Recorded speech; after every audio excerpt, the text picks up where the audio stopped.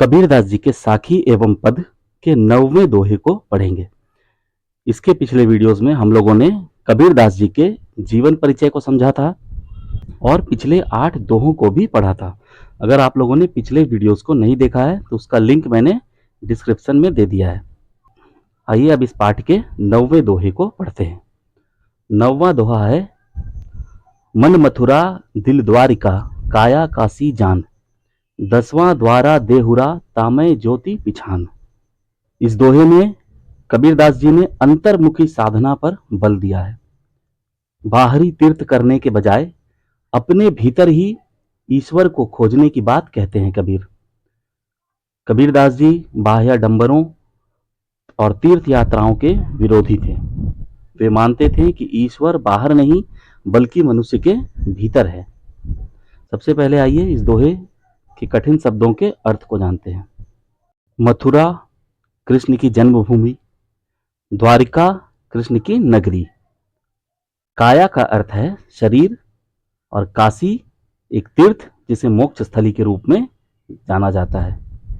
10वां द्वारा शरीर के भीतर स्थित 10वां द्वार, यह एक तरह का आध्यात्मिक द्वार है। योग और ध्यान में इसे एक विशेष प्रकार का चेतना केंद्र माना जाता है। यह सिर के मध्य में बीचों बीच स्थित रहता है। ऐसा माना जाता है कि यहीं पर परमात्मा का साक्षात्कार संभव होता है। देहुरा का अर्थ है देवालय या मंदिर, ज्योति का अर्थ है ज्योति और पिछानी का अर्थ है पहचानो। अब आइए इस दोहे के अर्थ को समझते हैं।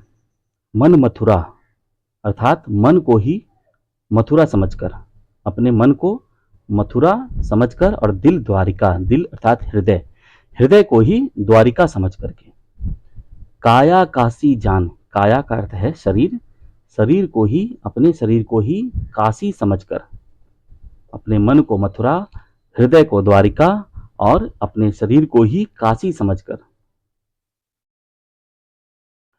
10वां द्वारा देहुरा, कबीरदास जी कहते हैं कि 10वें द्वार को अर्थात योग और साधना में एक विशेष प्रकार का जो चेतना केंद्र है उसके बारे में कह रहे हैं।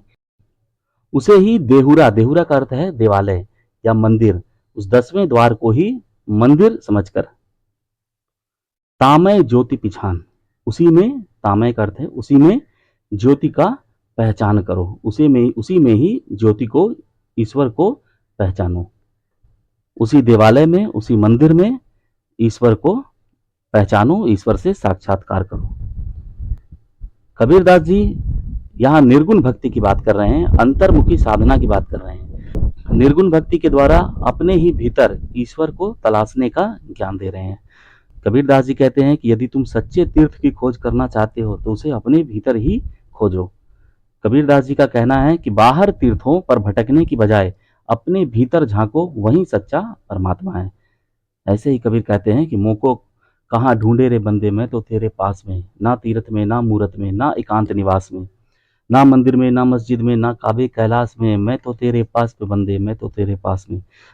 ना मैं जप में, ना मैं तप में, ना मैं व्रत उपास में, ना मैं क्रिया कर्म में रहता, नहीं जोग संन्यास में, नहीं प्राण में, नहीं पिंड में, ना ब्रह्मांड आकाश में, ना मैं प्रकृति प्रहार गुफा में, नहीं श्वास की श्वास में, खोजी हुए तुरंत मिल जाऊं एक पल की तलाश में, कहत कबीर सुनो भाई साधो, मैं तो हूँ विश्वास में। इसी प्रकार कबीरदास जी अपने भीतर ही ईश्वर को ढूंढने की बात एक अन्य दोहे में भी कहते हैं कि कस्तूरी कुंडली बसाए मृग ढूंढे बनमाही, ऐसे घट घट राम है दुनिया देखे नाही। तो कबीरदास जी का स्पष्ट कहना है कि जब ईश्वर सर्वत्र है तो फिर बाहर उसकी खोज क्यों करना। अब आइए इस दोहे के विशेष की बात करते हैं। इस दोहे में तीर्थों का प्रतीकात्मक प्रयोग किया गया है। कबीर की निर्गुण भक्ति का गूढ़ तात्विक स्वरूप इस दोहे में प्रकट होता है। यह दोहा योग, ध्यान, आत्मचिंतन की दिशा में प्रेरित करता है। भाषा कहने की आवश्यकता नहीं है। अलंकार इसमें मन मथुरा, दिल द्वारिका, काया काशी और 10वां द्वारा देहुरा में अनुप्रास अलंकार है। रस इसमें भक्ति और शांत रस है। अगर कोई बात इस दोहे में न समझ में आई हो तो आप कमेंट करके पूछ सकते हैं। धन्यवाद।